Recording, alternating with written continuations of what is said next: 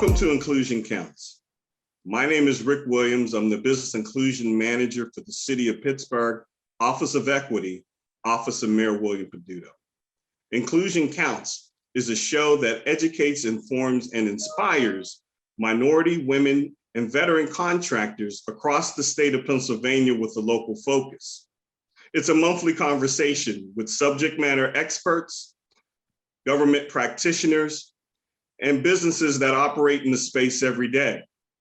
The goal of the show is to share resources, provide capacity building information, and to provide contract opportunities for businesses in this region. Our first guest today is Shawn Thomas. Shawn Thomas has been in the banking and lending industry for over 20 years, with extensive experience in consumer and business banking in the Pittsburgh area. He is currently Bridgeway Capital's Entrepreneurial Lending Director. Shawn is responsible for all of Bridgeway's business lending efforts and works with local entrepreneurs to deliver funding solutions tailored to their business needs. Shawn, welcome to the show. Hi, good morning, Rick. How are you today? Doing okay. Before we get started, can you tell me a little bit about Bridgeway Capital? Sure.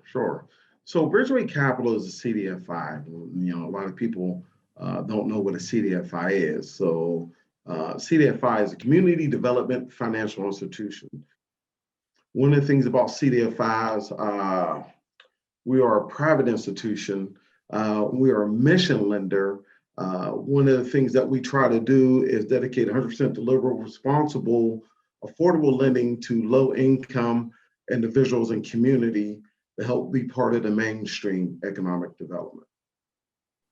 So where do you get your funding to be a CDFI? It's a variety.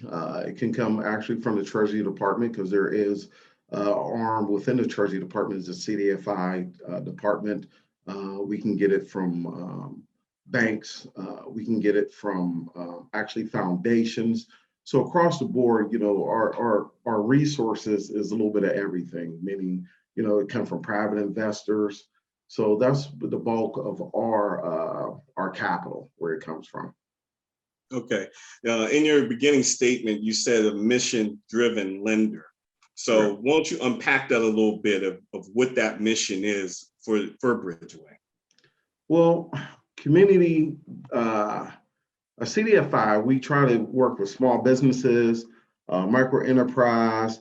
We deal with nonprofit organization, commercial real estate, affordable housing. The whole thing is to create job growth in those communities, job retention.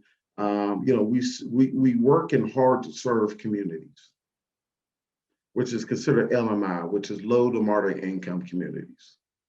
Okay, so a lot of our poor communities in the city of Pittsburgh that are under-resourced, basically Bridgeway focuses on those businesses to help and support or bring in businesses in those various neighborhoods.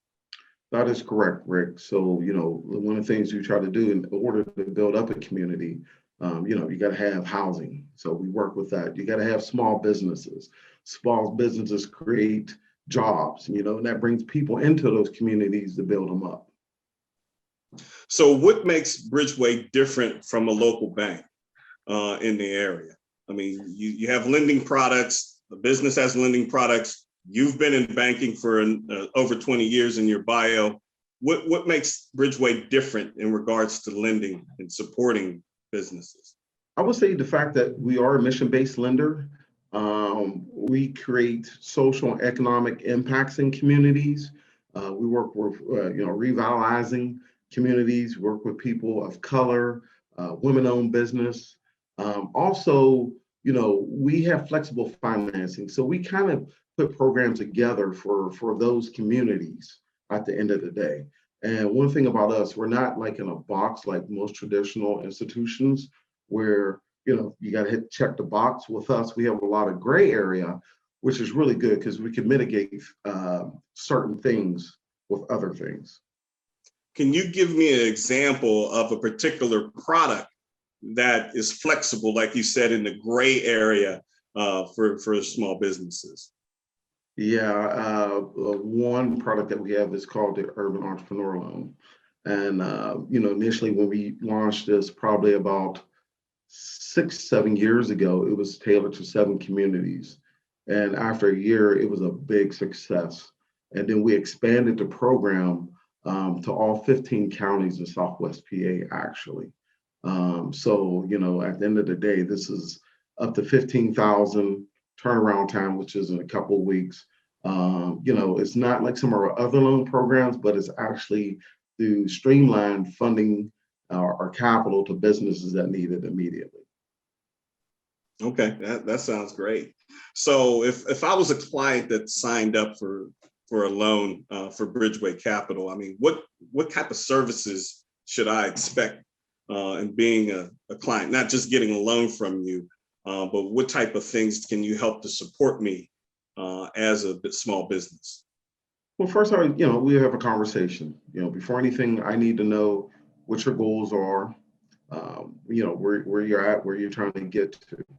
And, in the process, if you need other services, we get the Entrepreneurship Hub that can help your business in different areas, as far as marketing, as far as branding, maybe even just helping with your accounting system, or maybe just setting your business up as an LLC. Maybe you're working under a sole prop and, you never knew about, how to incorporate your business.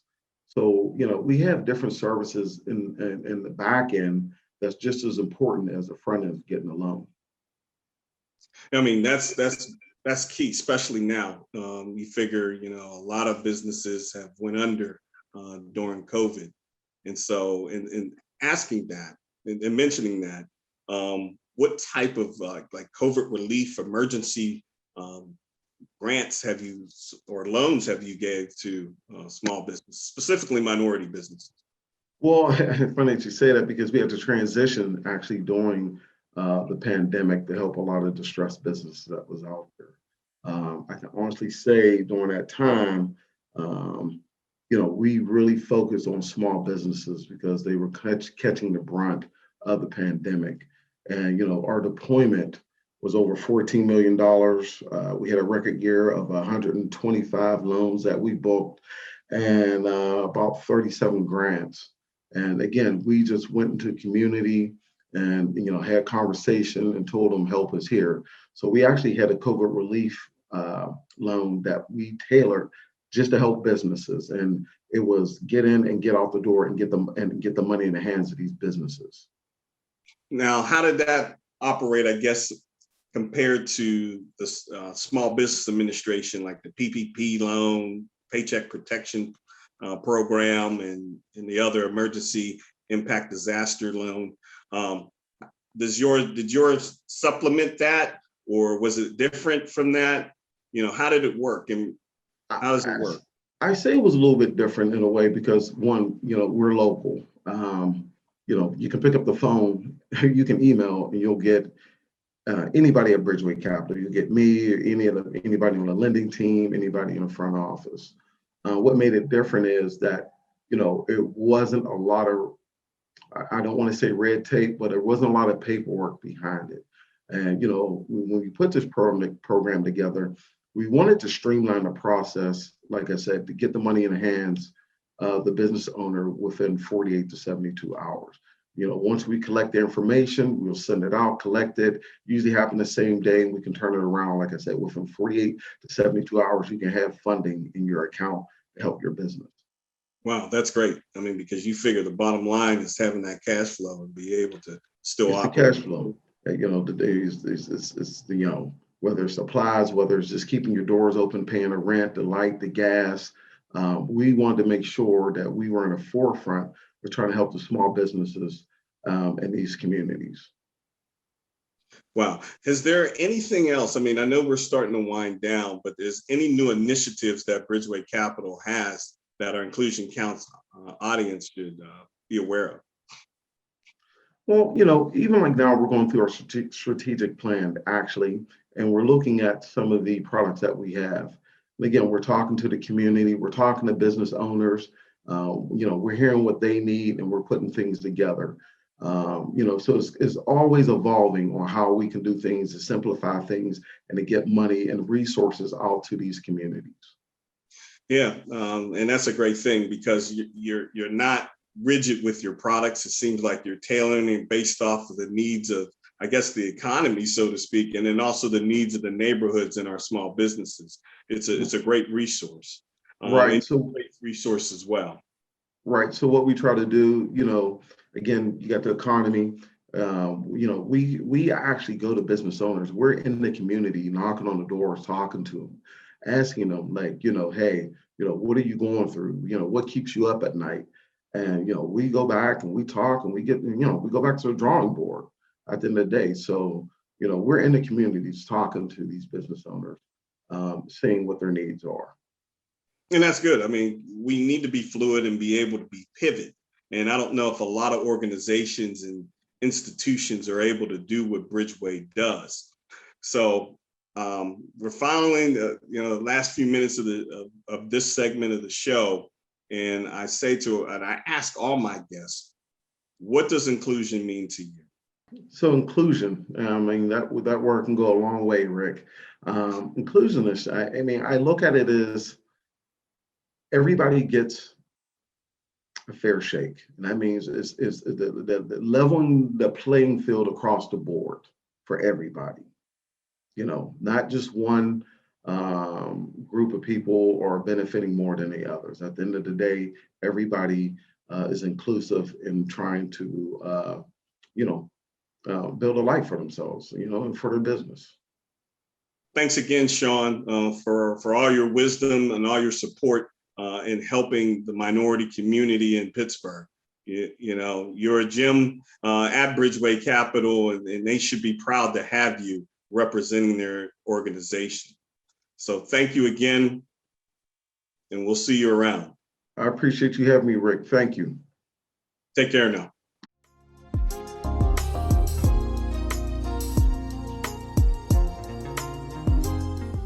Hi, I'm Leah Friedman from the Office of Community Affairs, and we'd like you to sign up for our newsletter. We'll send you monthly email updates on citywide projects, public meetings, programs and services, and volunteer and engagement opportunities. All you need to do is go to newsletter.pittsburghpa.gov and sign up. If you have any questions, please give us a call at 412-255-4773. Thank you.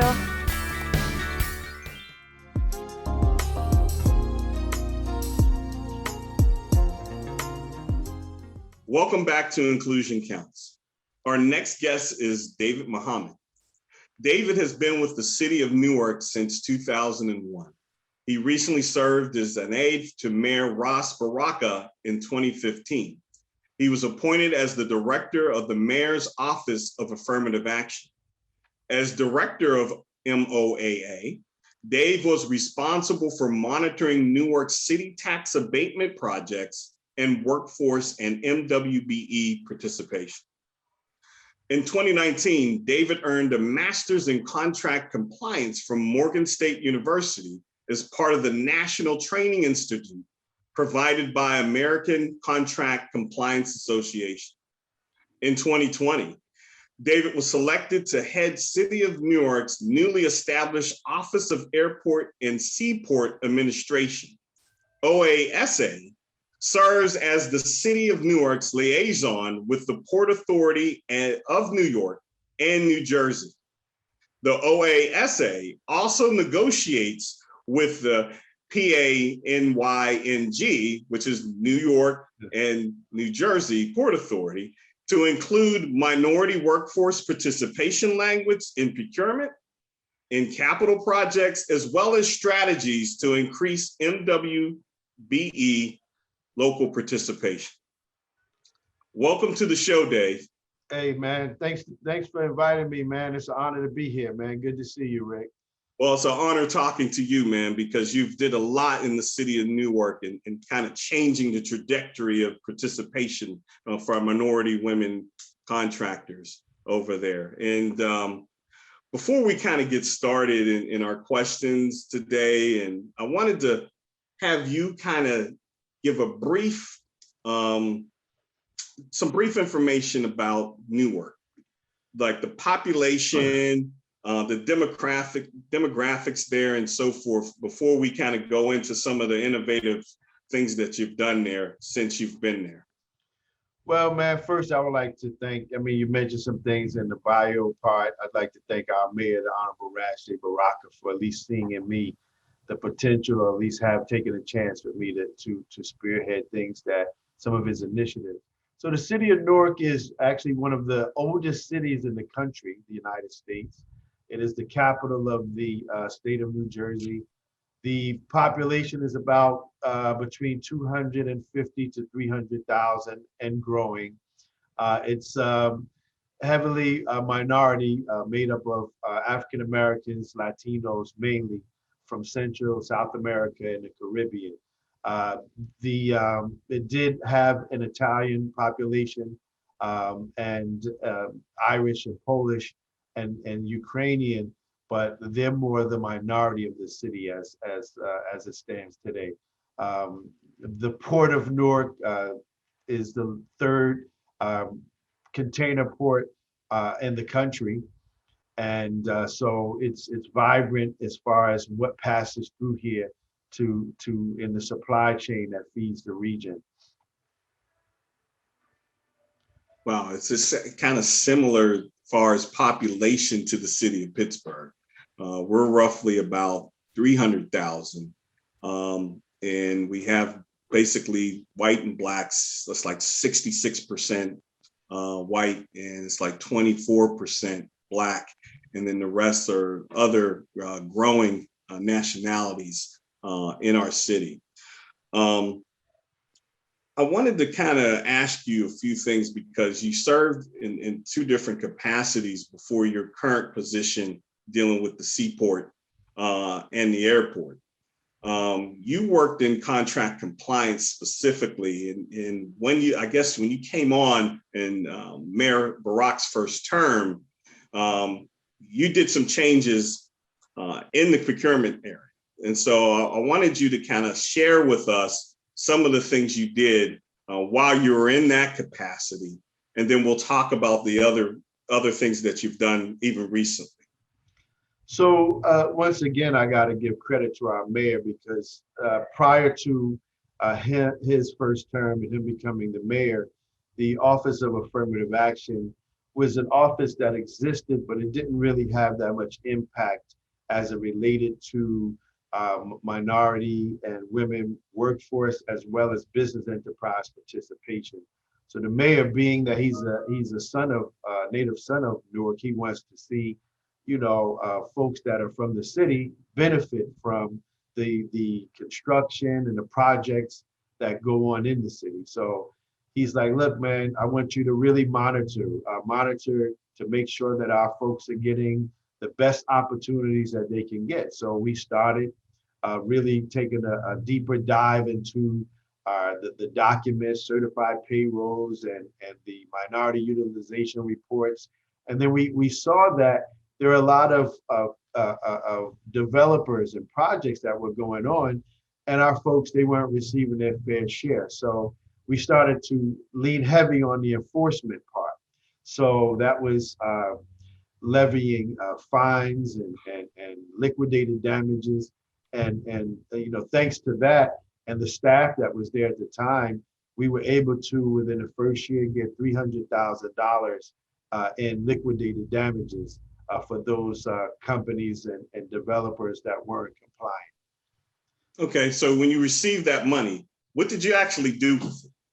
So actually, we put it in our workforce development and also in our business development part. It didn't go through the city's normal challenge because, it would have got sucked up in the city's general fund. So it went through the workforce development. And when we found that in some cases, there were some contractors that weren't compliant based on the local and women and minority participation on the workforce side, we said we need to strengthen that. What were some of the reasons? Some of them, they didn't have their OSHA 30.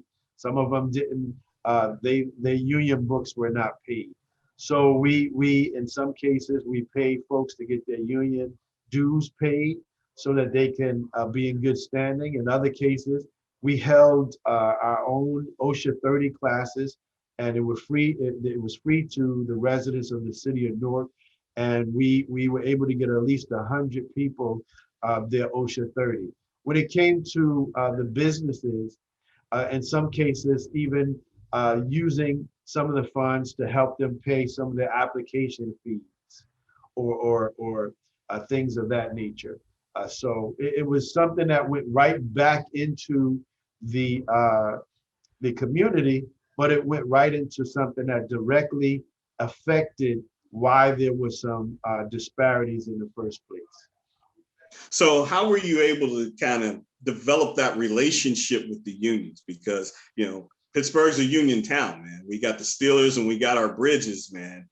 So, we're heavy with our union cards here. So how were you able to negotiate that? Well, actually the unions, they were okay with it because of course they want their members to pay their dues.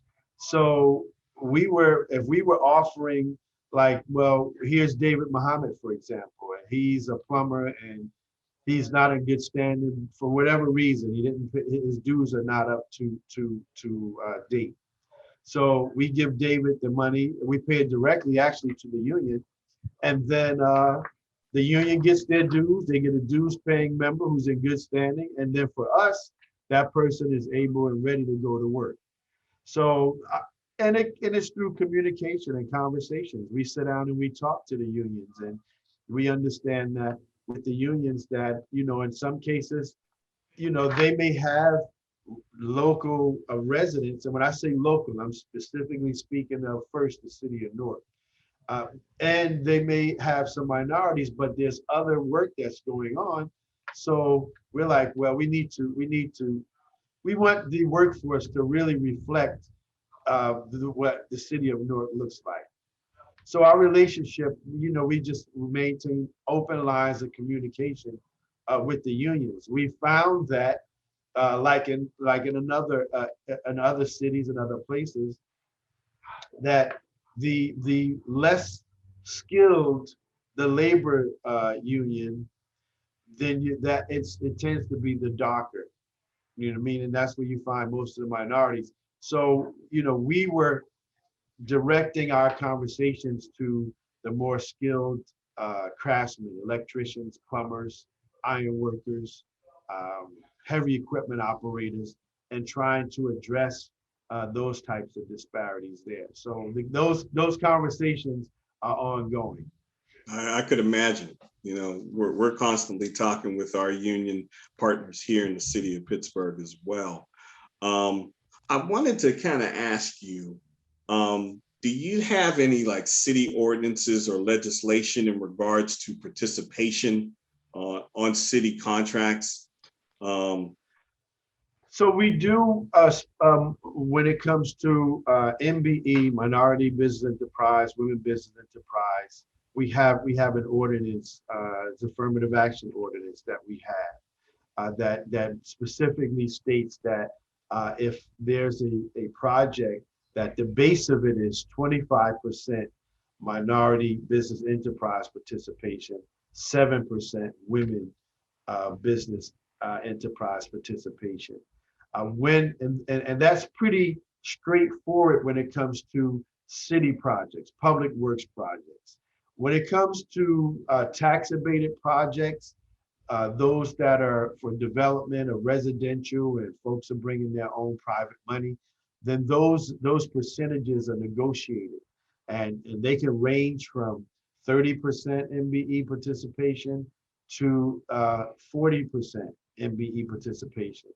And those are usually the most challenging because if you have those high percentages, as well as it being a union project, then getting the participation from minority business enterprises who are union signatory, that's one challenge, as well as the workforce and them having a workforce that's union. Yeah, David, I mean, you really went in a little deeper than I thought you were going to go with that, but I have a follow-up to you, man, on this one. When, I guess, vendors or signatory to the union, how are you able to negotiate participation on those particular contracts, specifically when it's kind of like a public-private type of partnership? I mean, now we're getting kind of complex here because now we have the union, now we have the City of Newark involved, and then we have the developer in this whole mix here. So it's kind of like a dance. So how are you able to kind of negotiate that when you have to be signatory to be on this project? Or no, you're able to kind of do a collective bargaining agreement or what have you. So I'm gonna let you go ahead and explain that because it's kind of complex and it's kind of a dance on three parts here. Yeah, it is, and you constantly, dance depending on what song is on. You're changing your dance partners. So actually, credit goes to the ACCA, the American Contract Compliance Association, which you and I attended the training, and we were able to, engage with folks who are doing things, all over the country. And one of the strategies that we learned was when it comes to those tax abated projects, for example, those are negotiated. So there's room to make some adjustments. In some cases, we ask for a threshold. And that is, if there's a contract amount, let's say $200,000 or lower, then could that particular portion be non-union? And then the other part of it is there are cases where a business enterprise can sign on to just that project as being participating in the union without being a union signatory company. So they at least know for that particular project, they have to do things as far as the union. And then it's also looking into those mentor-protege relationships or those joint venture relationships where you have a minority sub or a local sub that's not union signatory, but they'll join on to someone who someone else who is, and that kind of relates as a sponsorship with them. So, that's those are some of the things. Of course, it gets challenging because you have in some areas where the developers and even the unions, they may not like it, but that's when it all comes down to the conversation.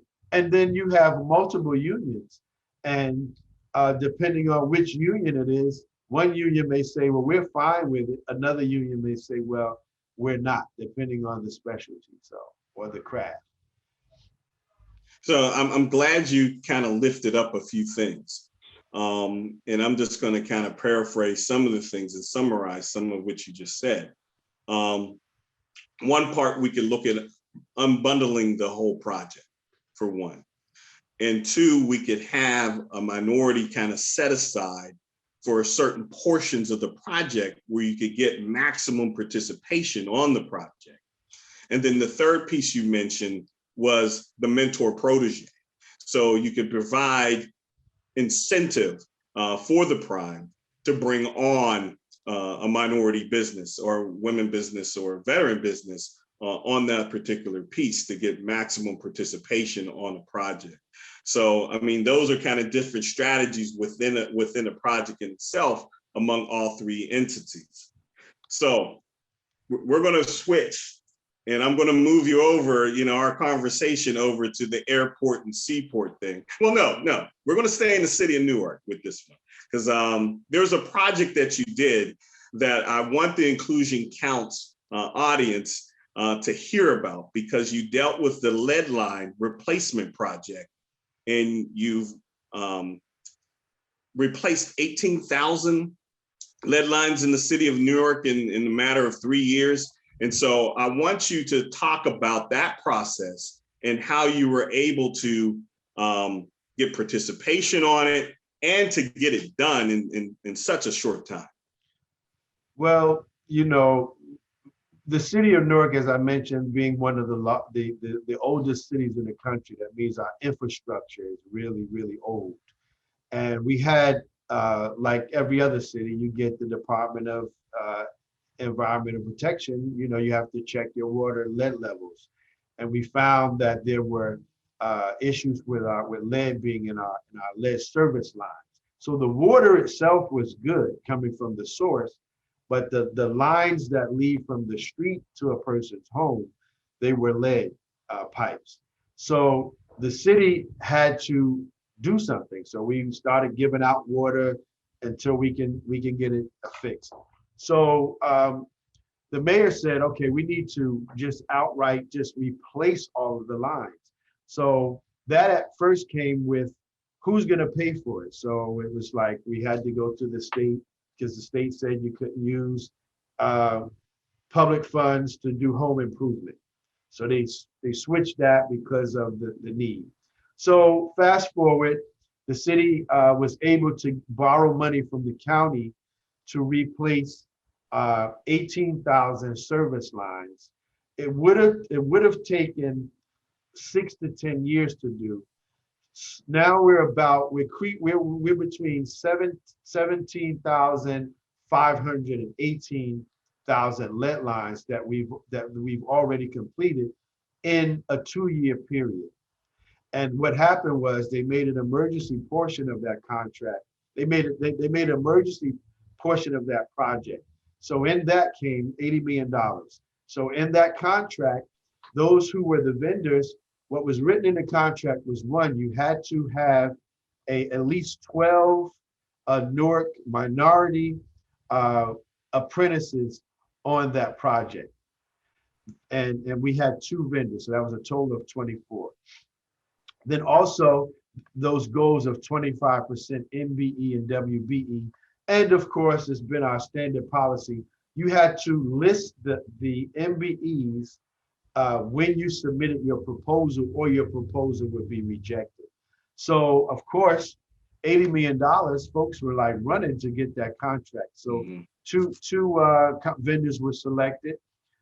We ended up having to go to the union because we found you could not just hire someone off the street and call them an apprentice if they have not went through an apprenticeship program that's recognized by the Department of Labor.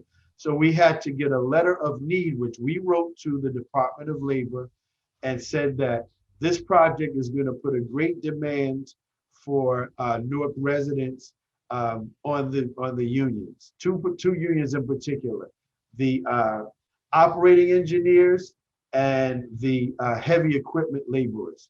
So we wrote the letter to the Department of Labor. The union was like, we're with it, no problem. As long as we're guaranteed the work, we have no problem bringing some folks on. They went through a 2-week training program, and then those folks were ready to go on the street. And then we had one story sticks out. There was a gentleman by the name of Chris Noble. He's a guy that he was an ex-offender. You know, he came home, he got menial jobs, making minimum wage, doing labor jobs. So I was like, hey, Chris, man, this opportunity's coming. You want to take advantage? Next thing I know, Chris is in the class. Chris comes out. And since I had to review the certified payrolls, I'm looking at what these guys get paid, and they're getting like $1,800 to $2,000 per week, Rick. I don't know what you and I thought about it. If I wasn't as old as I was and had these old football injuries, man, I said, I better change careers. But it was good to hear Chris's story, and it can be followed if you go like to tap into Newark. There's like a media story on the project. But Chris said he's now proud that he was at one time tearing up the streets figuratively to do his illegal work. Now he's tearing up the streets and he's helping to replace the lead service lines. And I just saw something Chris did with the mayor where he's about to open up his own business.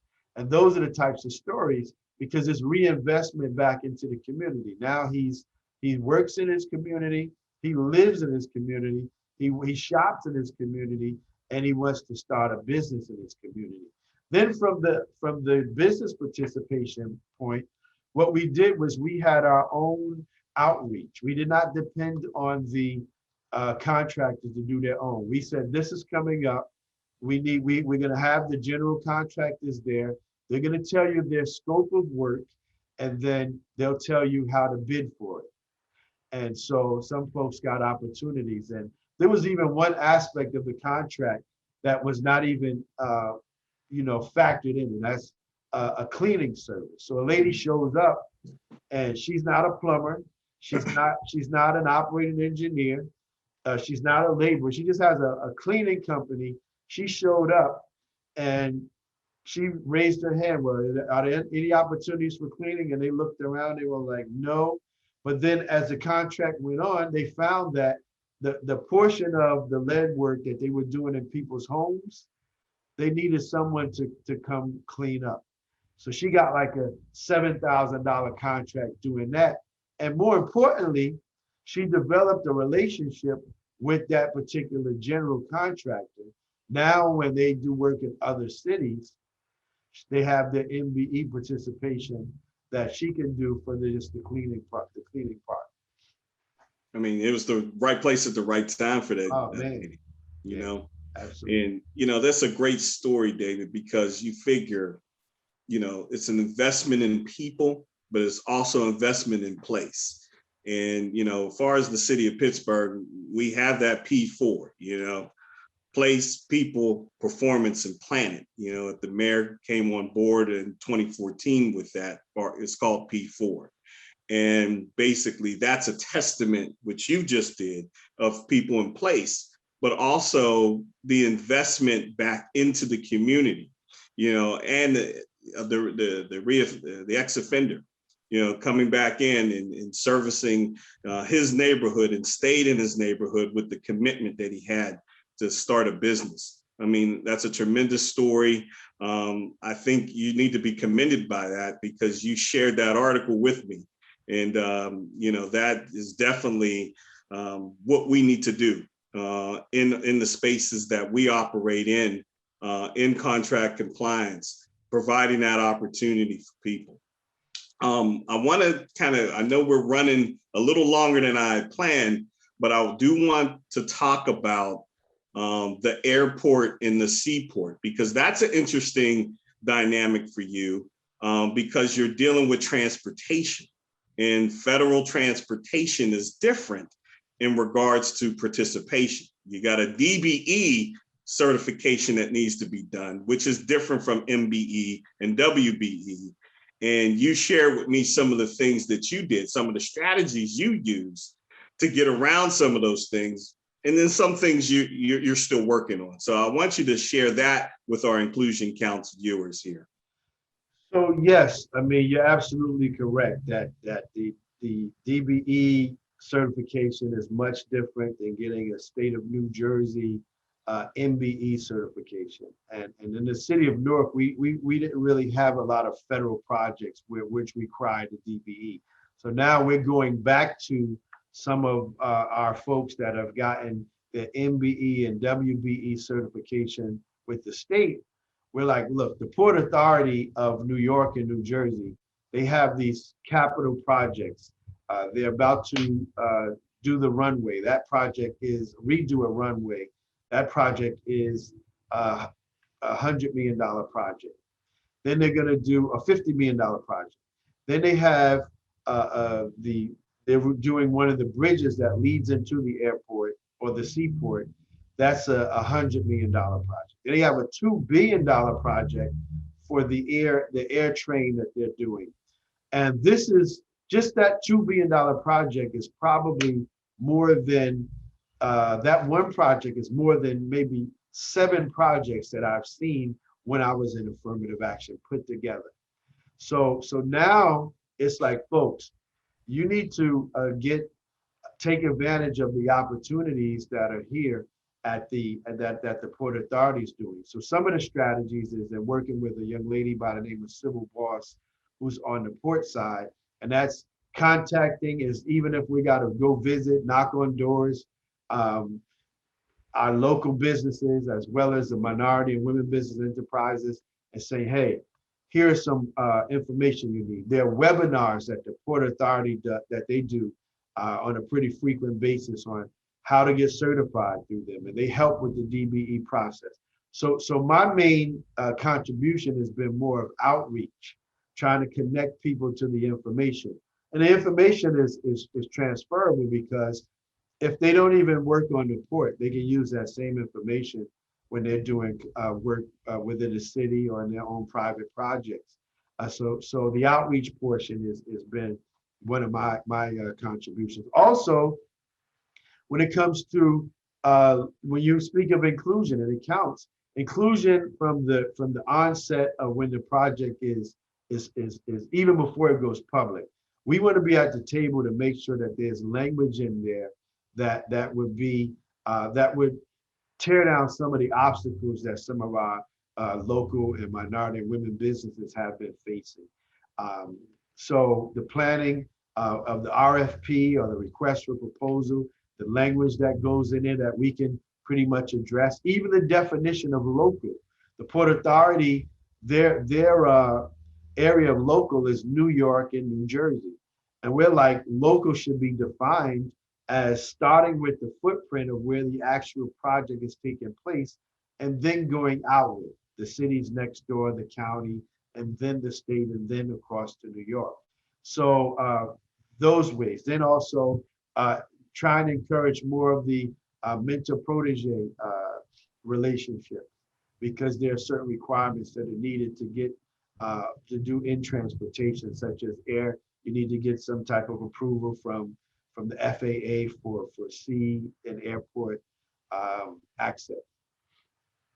Yeah, thank you, man. I mean, you kind of jumped into and rolled two questions into one, and even my last question that I'm gonna share with you, because I ask all my guests, because we're definitely winding down here and finishing up. You're a wealth of information. Thanks for sharing your experiences with us in Pittsburgh and with our viewers on Inclusion Counts. And I guess, finally, what does inclusion mean to you, Dave?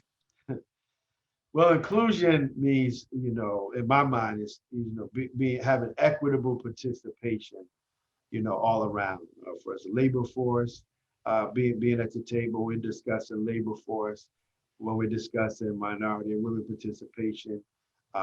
Also, the contract awards, we want to be at the table. That's what inclusion means to me. It doesn't necessarily always mean just because I represent some diversity and I'm at the table that's enough. No, inclusion means having equitable participation, having my thoughts and ideas, or our thoughts and ideas at every stage, so that those folks that we represent, those voices that are not at the table, that their voices are heard and included by us being represented there. So that's what inclusion means to me. And as your show states, it definitely counts.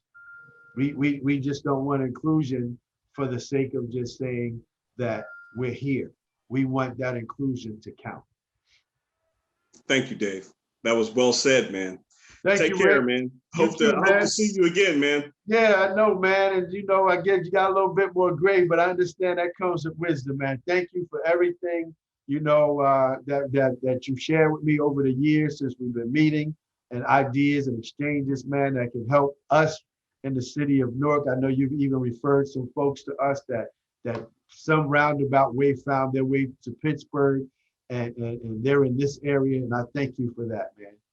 No problem, man. That's what we do. It's the city exchange, man. You got it. We grow together. Yes, sir. All right. Thank you. All right. Take care. You too.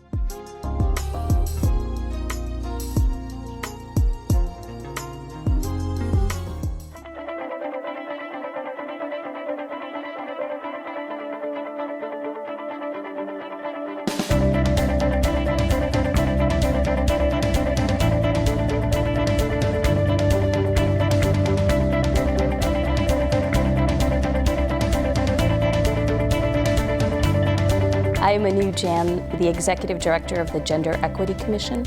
Our mission is to achieve equity for women and girls in the city of Pittsburgh. Our vision is a future in which everyone in the city of Pittsburgh, regardless of gender identity or expression, is safe in all spaces, empowered to achieve their full potential, and no longer faces structural or institutional barriers to economic, social, and political equality. For more information, please send an email to genderequity@pittsburghpa.gov or go to pittsburghpa.gov ps.gov/GEC. Thank you.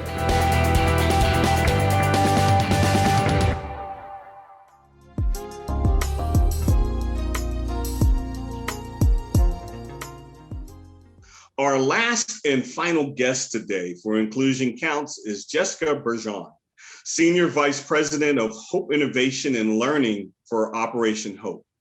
Jessica currently manages the 1 Million Black Business Initiative powered by Operation Hope and Shopify. Operation Hope is a nonprofit purpose organization working to disrupt poverty and empower inclusion for low and moderate income youth and adults. Its mission is to expand economic opportunity, making free enterprise work for everyone. The organization started in 1992 with the goal of moving America from civil rights to silver rights and providing technical assistance for free enterprise and capitalism work for the underserved.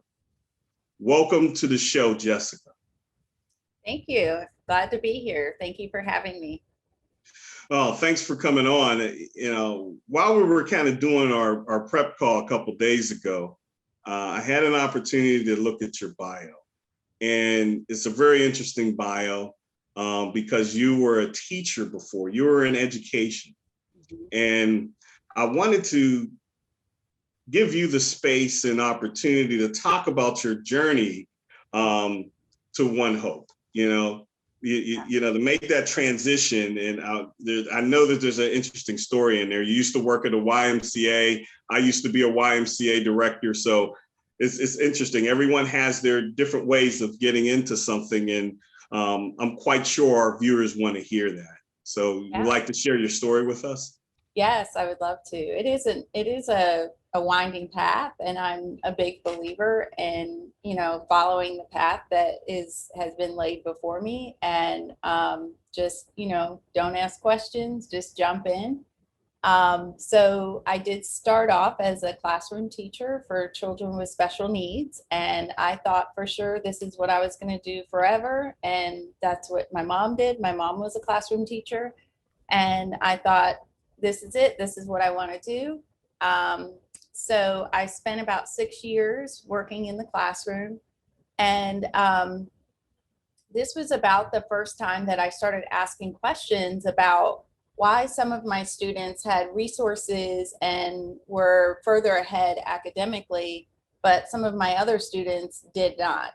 And typically my students with special needs, but also some of my other students who came from low income environments, or some of my Black and brown students, they just weren't as far ahead as everybody else was. And it wasn't enough for me for people, the explanation is that, oh, Black and brown families, they're not as involved in schooling and all that. That didn't make sense to me. That didn't tie together for me, because I had amazing parents who were incredibly involved, but they didn't have the resources that some of the other families had. So I started asking questions, and that led me to get my doctorate degree in special education with a focus on adult learning. I wanted to find out what it was that caused some families to make decisions in one direction, and what were things that I could do as an educator to contribute to solutions that would work for all families, especially what I call vulnerable families, which are families who come from low income environments or families that don't have access to services. So after I got my doctorate, I worked as a researcher for a while, and then that eventually led me to education administration. So I worked at the Department of Education in Georgia, and I headed up a statewide program to provide educational access services to people who lived outside of Metro Atlanta. And again, started asking questions about, why is it that some of my families have support and research and access and some of them don't? And even in rural Georgia, where we had mostly white families that were lower income or just, further away from cities, they also didn't have access. And so what the work I did with Head Start as well, at the YMCA of Metro Atlanta, this all has led me, I think, into a path to hope, which is essentially, big issues like education and poverty cannot be solved with one person, one solution, one, intervention. Big issues like education and poverty are multifaceted issues that a lot of folks have to work together around. And so much of it comes down to economic empowerment, housing in particular. And these have huge effects on education, just from the perspective of consistency and making sure that your child can get on the same bus every day to go to the same school. That has such a big effect on outcomes. And then economic empowerment around making sure that you have the ability to pay your bills, potentially get health insurance so that you can provide for your family and you're not getting disrupted by huge bankruptcies as it relates to medical bills. And I heard about Operation Hope and found out about this job opportunity that for the role I'm in right now. And it just seemed like such a huge fit for me from the perspective of this is what it's all about. This is what I wanted to know about, like, how can I help families provide stability around education if they don't have housing or if they don't know how they're going to pay their bills? And when we think from an education perspective, when we think about stability for families, housing, shelter, paying bills, those are basic needs. And parents really can't pay attention to that homework assignment or those other things that, schools are asking them to do if they don't have those basic needs met. So the work that I do for Operation Hope is twofold. One is around learning. So helping our internal learning and external learning for our clients, where I'm bringing in my education background as it relates to that. And then the 1 Million Black Businesses is an initiative that I'll talk more about in a minute, but my connection to that is that idea of taking a system, addressing a systems issue and creating public and private partnerships and just looking at it from that 10,000 foot view and saying, okay, this is not just about, for Black businesses, it's not just about teaching them how to start a business, because there's systemic barriers in place that prevent them from being able to get where they need to go. So even if I throw business learning at them, that's not going to be enough if they don't have access to capital. So looking at it from a systems view, just like I did for the Department of Education, where I was looking at access for everybody in the state, this is where kind of the magic happens around, helping build up this network of structure and sustainability, so that as we're bringing in Black businesses into the program, we're not just teaching them, we're also providing some support around that structure in that system by removing barriers and making sure they have access to capital, making sure that they have the support, mentorship, sponsors that they need, so on and so forth. So that's my journey. And I really feel like every time I decided I'm gonna do this, I'm gonna go in this direction, I got pulled someplace else, but a lot of it's about my curiosity and wanting to find out why all of these things are happening. And really, if we provide economic empowerment for any family, but especially our vulnerable families, that has such a ripple effect on everything, including education and housing. But the generational effects that has for Black families is just, that's just, it's you can't even count that. We can't put it down on paper. It's just such a huge opportunity right now. And it's kind of like a multiplier that you're saying, because it's kind of twofold. You're stabilizing the family and you're creating economic self-sufficiency. Exactly. With those businesses and so forth. And then that kind of leads to the next question that I have is that, the organization was founded in 1992, and basically it was focused on building credit scores, money management, homeowner assistance. And then now you have that component, but now you're moving into, 1 million Black businesses. And I'm going to ask the question, what was Chairman Bryant's view in making this particular thing happen and really focusing on 1 million Black businesses and creating these partnerships around the country? Right. Yeah. So I'll say, the three things that you mentioned were the focus of Hope, but John Hope Bryant has always had a focus around economic empowerment as the next step in civil rights to silver rights. And last summer after George Floyd was murdered, and there was this uprising of social justice and interest around supporting Black communities. I can't speak for him, but I can say what I heard him say, which was something that inspired me, which is that, this is the time now for people to really kind of put action to what they're talking about when it comes to social justice.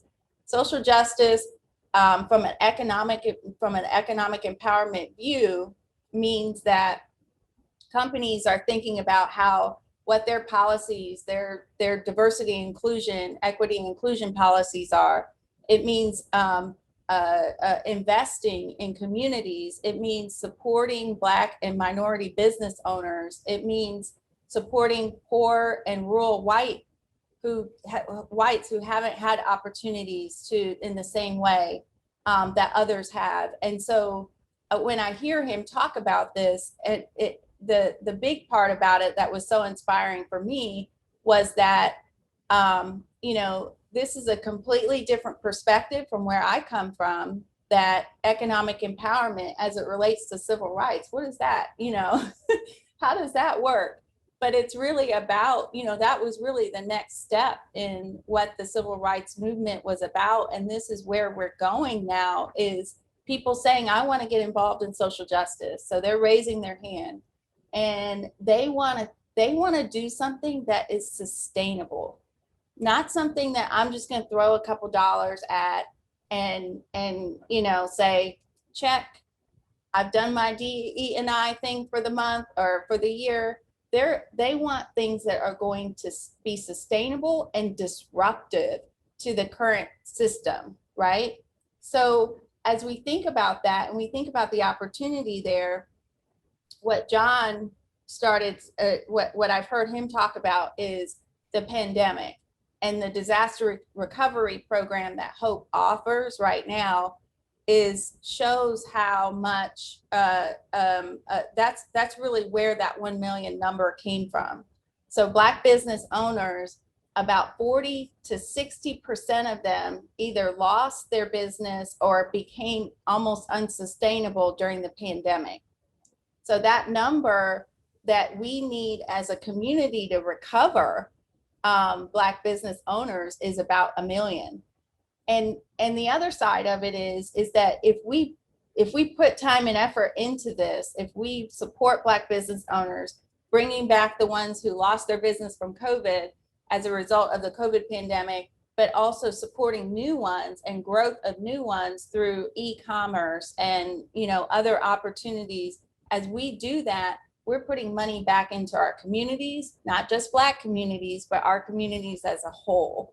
And that is the part that was incredibly inspiring to me, to think about stability, economic empowerment, but also, this pandemic has had such a devastating effect on Black owners.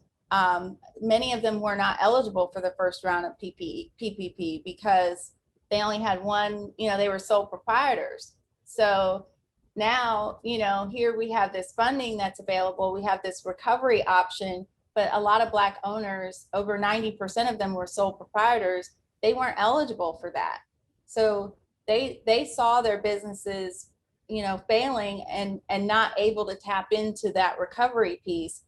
So now here we are, we have this opportunity to pull in corporate interest, community interest, financial interest, and people to uplift and boost those businesses who were failing by helping them recover, by growing new businesses, by helping those businesses get onto an e-commerce platform like Shopify. To be able to do that now is today. Now's the time. Today is the day. And 1 million would help us recover that 40 to 60% of businesses that we lost during the pandemic. And the growth of 1 million plus is what's going to help us improve all of our communities moving forward. And you figure that's the neighborhoods and communities across the country. And so since you went high level with the program, let's drill down a little bit further. And so what are the goals and objectives of the 1 Million Black Business Initiative?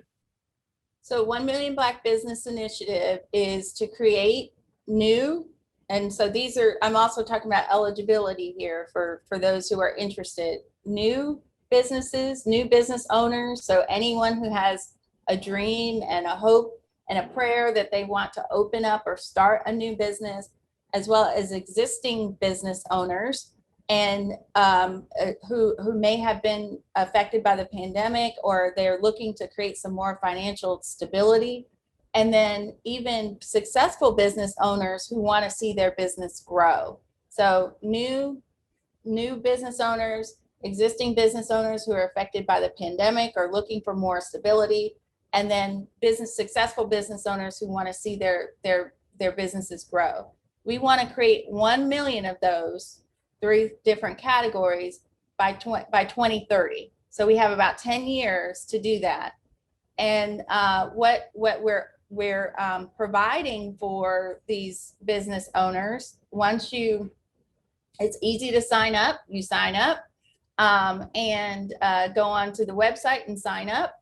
And then you have the opportunity for the equivalent of about $25,000 worth of services, in-kind services or supported services or sponsored services that have been provided to these owners, these Black business owners. So you have opportunities for business learning, help with developing a business plan.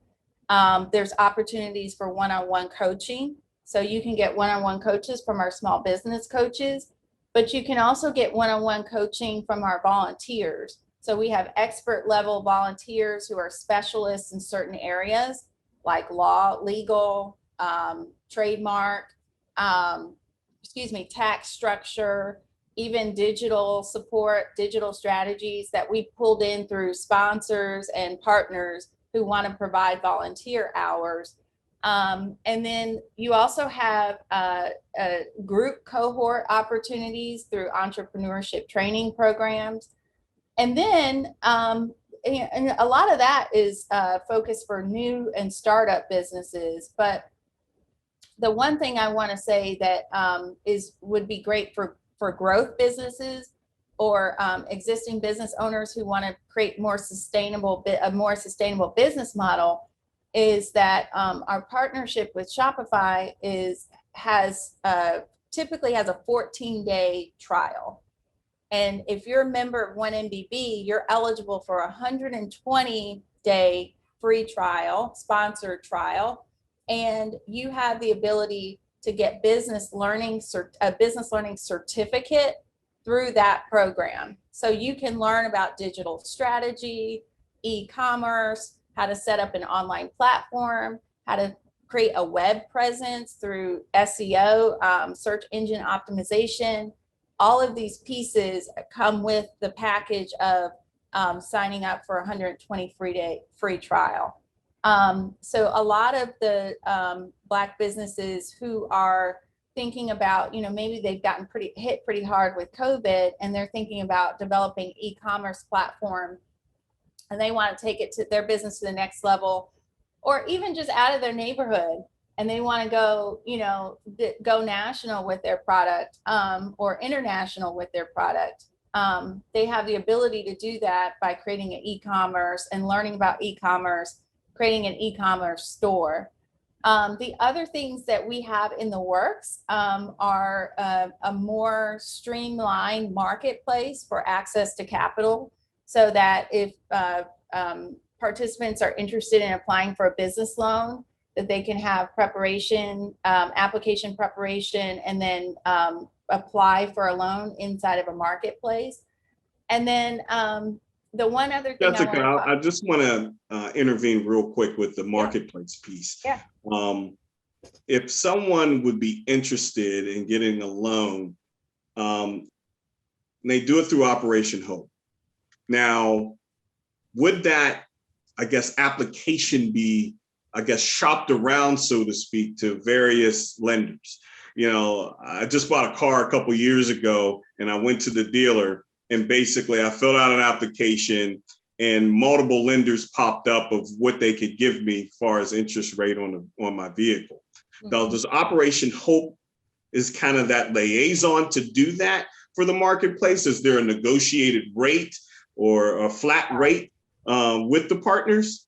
As of right now, what we're doing, and I have dreams of doing exactly what you described, but in full transparency right now today, we are conveners. We're conveners of folks who have financial products who they are targeting towards minority and low and moderate income business owners. And we can help the client in two ways. One, help them prepare their application to make sure that they have all the pieces that they need in order to have a viable application. And two, connect them with different partners.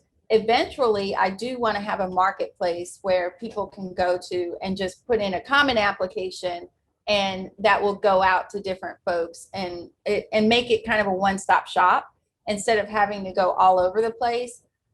We also connect our clients with grant opportunities. There's several grant opportunities and competitions that are running right now that they can apply for as well.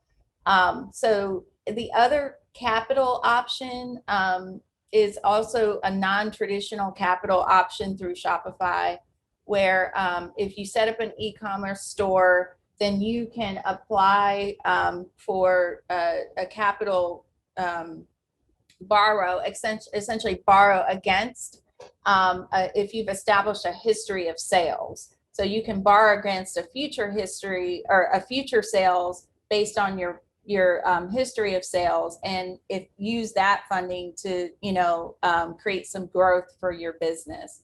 So right actually, I want to interject real quick. So based off of my sales and revenues, I can actually get a grant off of that, showing my history over a certain period of time that you mentioned in this e-commerce platform.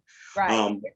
It is a product that is offered. It's not a grant. It's a product that's offered through Shopify called Capital, but it's essentially what you just said. You establish a history of sales, and then you can borrow against the future sales in order to grow your business. So yeah, it's a non-traditional way to go about getting capital that you don't have to go through a loan process for. And you don't have to, there is an algorithm based on your sales, but you don't have to go through the whole loan application through a bank in order to access this particular product. Now, let's go over there and how is the relationship with the banks? How do you partner with the banks to offer this type of product beyond the e-commerce platform? Yes. Yeah, Operation Hope has had a long history with financial institutions and banks, partnering with financial institutions and banks through our Hope Inside program. So our Hope Inside program is through partnerships with financial institutions where we have a financial coach that is essentially inside and offers financial empowerment courses and training to to folks who are part of that banking institute, so that they can provide, get some credit and money management support or home ownership support. And so we've had that program for a number of years, and we have over 100 Hope Inside locations, including Puerto Rico. And after the disaster recovery, as part of the disaster recovery. And so using that kind of similar model, we have these partnerships with banking institutions who are interested in targeting their products loan products towards low and moderate income communities and minority business owners. And so they have opportunities and products that we can guide clients to and direct clients to in certain areas, especially certain municipalities, where we can say, okay, this is a product or loan product that is designed specifically for minority business owners, and you can take advantage of that. That's great. I mean, Operation Hope, it sounds like a concierge service and also mentoring and coaching for small businesses, specifically Black and brown businesses across the country. We're winding down. We have a few more minutes. You're a great resource. It seems like hopefully Pittsburgh will have an opportunity to collaborate with Operation Hope in the future. What I say to all my guests in closing out, what does inclusion mean to you? Yeah, that's a great question. Inclusion for me, and again, from that non-traditional kind of education perspective, inclusion for me always meant, for many years, inclusion always meant that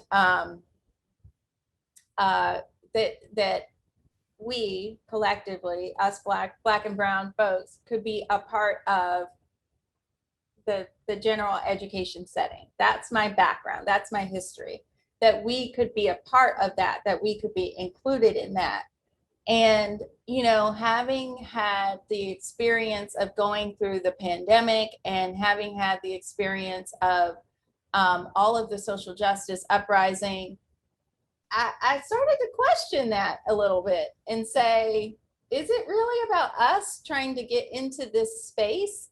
Or is it about us building our own spaces, and not necessarily, to bring back segregation, but to build our own spaces and empower our own people in a way that we know how?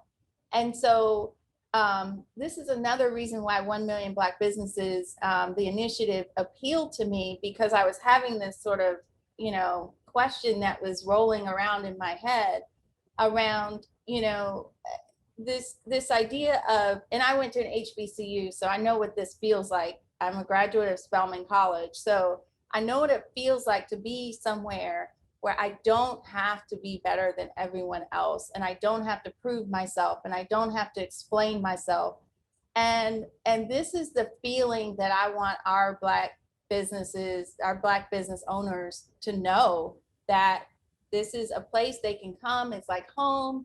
It's like Big Mama's house. It's like, the HBCU that, sitting in a classroom, not having to explain yourself, not having to, say more, do more, be more, just be who you are, providing services to you, but also you supporting others. So you're doing what, you're passing it forward to other business owners through mentorship programs. You're passing it forward to, new entrepreneurs and new business startups, and helping people get the services that they need in their communities.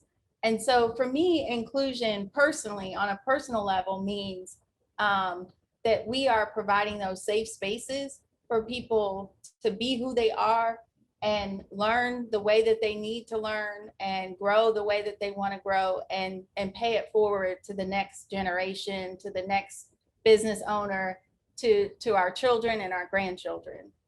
Well, that's great. Reach one and teach one, and be your unique self while you're learning in the process with people that care and love you, actually. Thanks again, Jessica, for being on the show. Hopefully we'll be able to collaborate in the future, as far as the city of Pittsburgh and Operation Hope. And we would love to. We would love to be able to do that in Pittsburgh. And Pittsburgh has such a wonderful, rich history and lots of needs. And so we would love to be in Pittsburgh. So yes, absolutely. And thanks again for being on the show. Take care. All right. Thank you.